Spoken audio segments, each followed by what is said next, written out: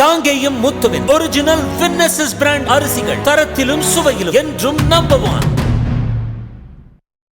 தமிழ்நாட்டையும் நாட்டையும் அதிகம் ஆண்ட 4 கட்சிகளிடமிருந்து விடுதலை தாருங்கள் என்று நாம் தமிழர் கட்சி தலைமை ஒருங்கிணைப்பாளர் சீமான் வலியுறுத்தியுள்ளார். காரைக்குடியில் சிவகங்கை நாம் தமிழர் கட்சி வேட்பாளரை ஆதரித்து பரப்புரை மேற்கொண்டதை பேச்சு பேட்டி அரசியல் பகுதியில் பார்க்கலாம். 4 கட்சிகள் தான் தமிழ்நாட்டில் 60 ஆண்டுகளாக 2 கட்சிகள் தான். ஒன்று திமுக, இன்னொன்று அதிமுக.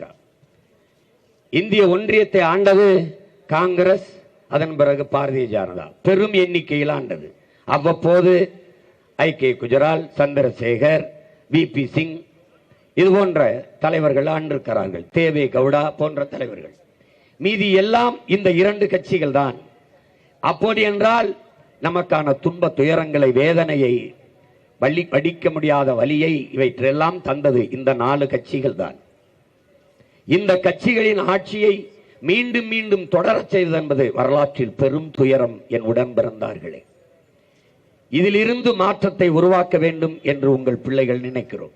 ஒரு புத்தம் புதிய, பசி பஞ்சமற்ற, ஊழல் லஞ்சமற்ற, கொலை கொள்ளையற்ற, சாதிய இழிவு தீண்டாமை கொடுமைகளற்ற, அடக்குமுறை ஒடுக்குமுறையற்ற, மது மத போதையற்ற, பெண்ணி அடிமைத்தனமற்ற, பாலியல் வன்கொடுமையற்ற ஒரு புதிய ஒரு தேசம் செய்வோம், மக்கள் புரட்சியால் அதை உறுதி செய்வோம் என்ற முழக்கத்தை முன்வைத்து உங்கள் பிள்ளைகள் எழுந்து நிற்கிறோம்.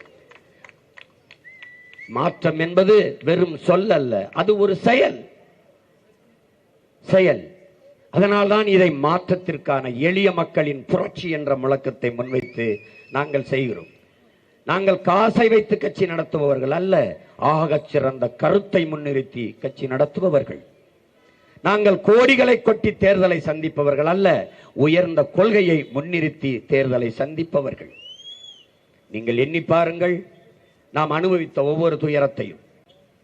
ஊழல் லஞ்சம் இதுக்கு வித்திட்ட பெருமக்கள் யார்?